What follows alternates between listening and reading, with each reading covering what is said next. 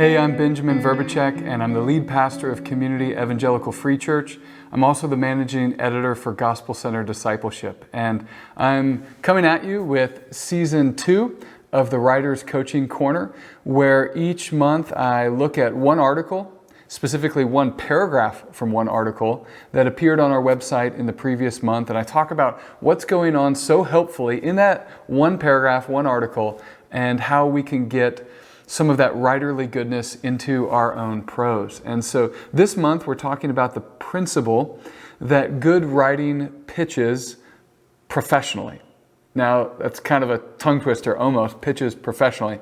But what I mean is, how do you write a compelling pitch for an article to an editor that a website and an editor would love to publish? That's what I want to talk about this month. And so we're going to go to an article called Article Publishing Truth and a Lie, an interview with Benjamin Verbicek, which, I'm trying to laugh here at myself a little bit. Yes, I did choose an article where I was interviewed, but I was interviewed by Tim Marie Friesen. She leads our Writers Guild, which is a group for 100 or so of us nerdy writers to talk and interact about things that we're excited about, things that are discouraging us, and ways we can help each other become better writers. So love for you to join that. But Tim Marie oversees that, and she interviewed me about publishing. And so I want to go to one of my paragraphs here. She asked the question, to pitch an article takes courage.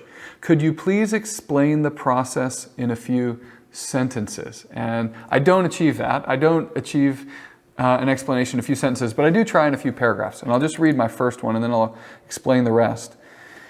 Yes, writers do need courage to write for publication, I say, but they also need coaching, hence Writer's Coaching Corner.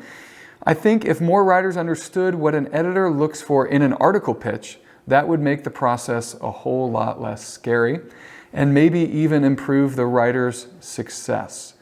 And so what is a pitch? Well, when I first began writing articles almost 10 years ago for various publications and on my own blog, I just thought you sent an article. Like, you write the article and you send it and hope they publish it. But even then you have to think, okay, what do I put in the email that accompanies the article?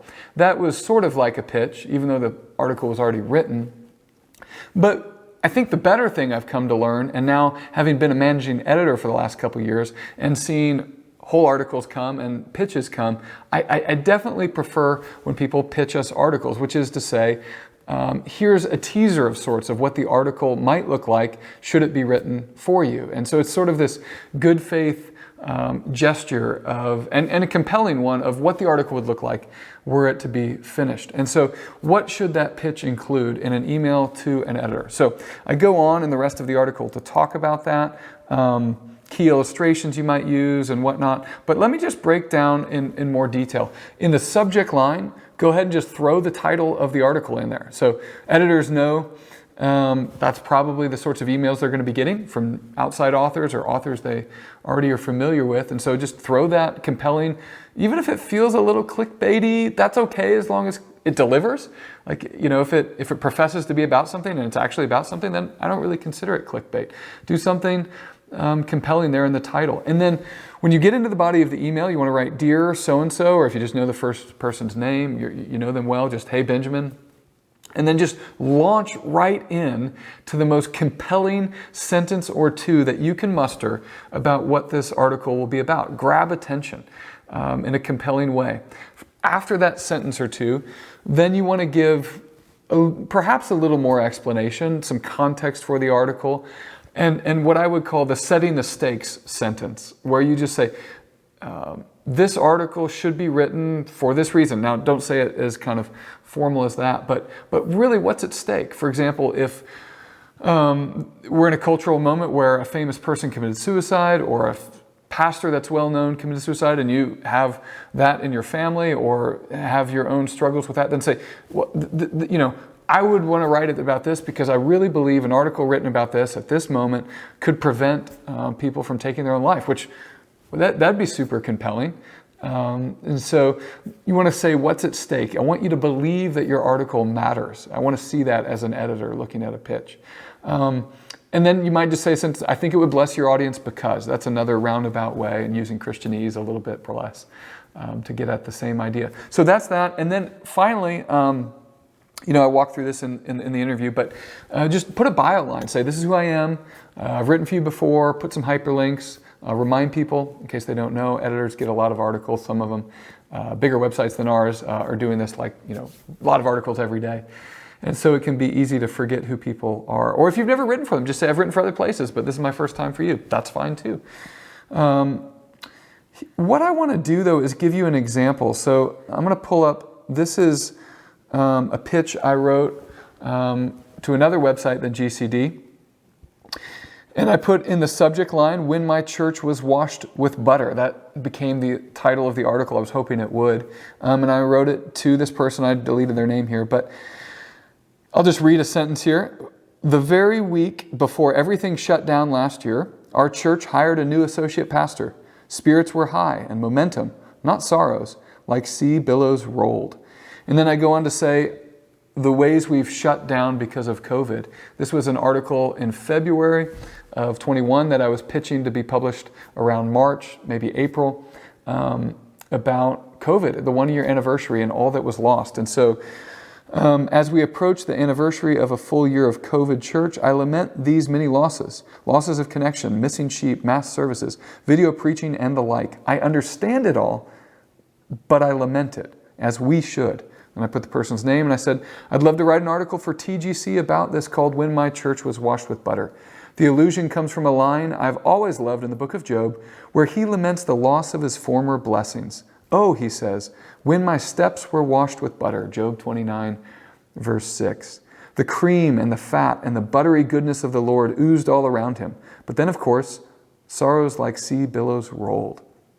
And then I go on to say, would you like to see this pitch? I could have it to you in a week. And I think that's a helpful line. You want to also communicate, when you could have this back to an editor. And sometimes I've said, you'll get this in 3 months because I'm going to do a bunch of interviews. Sometimes I said you could get this next week. And just pro tip here, it's good to already write the article, or at least enough of it that you know what the article would look like, because a number of these sentences went straight into the article. Actually, they were in the article and then I moved them over to the pitch. And so if I come over here to the website, this is TGC's website, When My Church Was Washed with Butter. They put this picture up here. And you'll see that the very weekend before church shut down last year, we hired a new associate pastor. Spirits were high among our members, and momentum, not sorrows, like sea billows rolled. You can see the same line I put in the opening of the pitch ended up in the article. That was intentional, at least hopeful on my part. Here's another pitch that I received from Lara. She's one of our staff writers, and she's out there on the evangelical websites publishing articles different places. But here's a pitch she wrote to me. She said, "Hi, Benjamin," and then there's some comments on staff meetings and whatnot. So I blocked that out. But then she says, "Also, I was thinking about your latest call for pitches. I had an idea I was wondering if you'd be interested in. I would like to write about how when we joined our current church, we came knowing we had many theological differences." And then she names, we were this, the church was that. And she goes on to say, and that was a real problem. And yet, through a period of suffering in their life, God humbled Lara and her husband, and she felt so blessed. And so she wanted to write about this. And she says, there's a line here, this is kind of interesting, the last one. "If you're interested in seeing this article," and I totally was, "I was wondering if you'd rather see it told as a more memoir style, just focusing on the story, or if you'd like more teaching woven within it." So, headings and whatnot. And I said, definitely go memoir, tell the story. And she did. And here's how it turned out, how God humbled me through a church I didn't agree with. And she goes on there to write that article. I loved it, thought it turned out well. Want to give you 2 resources here as we close. This is from Phantom Mag, an article, the editor's desk, kind of subtitled, "Don't Freak Out." It says, "Hello, my name is Jed Ostoich," if I'm saying that right, and I'm an editor here at Phantom. So he wrote this wonderful article about how to write pitches. Now, admittedly, from my perspective, it's a little over the top. I get the sense that Jed knows that, and he's okay with that, because that's the kind of article he would love to see at Phantom, and frankly, the kind of articles they're so good at. Articles not just of content, but compelling, beautiful prose. And so he writes this article here about that, and he says, I just love this sentence here at the top of this paragraph. Pitches form the first step of a sort of dance between editor and writer. An author tries to put the best foot forward while not stepping on the toes of the editor. And the editor decides if the dance partner in his inbox is interesting enough to get out of his chair for. Probably mixing metaphors a little bit. He's talking about already dancing, but then also dancing more. But you get the idea that dropping into someone's inbox is an intimate invitation, in a sense. And so you want to do that well. And so this article gives some suggestions for how they'd like to see pitches done. And to be honest, I think a lot of what he writes there, it would be really helpful for any pitches that you're doing. And just to give you a rationale why you might want to do a pitch instead of just giving the whole article, it really, it's less risky in the sense of going to all the work to write an article, especially if it's a big article, a couple thousand words, involving research and whatnot. And so it's less risky to write the pitch, because if no one wants the article, then you don't have to write it.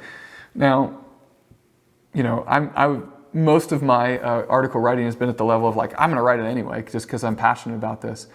But also the pitch back and forth allows an editor to put their stamp on it, gives them a little buy-in, say, oh, okay, she might say that, that's a good, illustration, but did you think about this Bible passage, and so on and so forth. And all of that will help the article increase the probability that the editor will want to publish the final piece. So just as a final, I like to give a resource at the end. I want to hold up All the Light We Cannot See by Anthony Doerr, my favorite novel by my favorite author.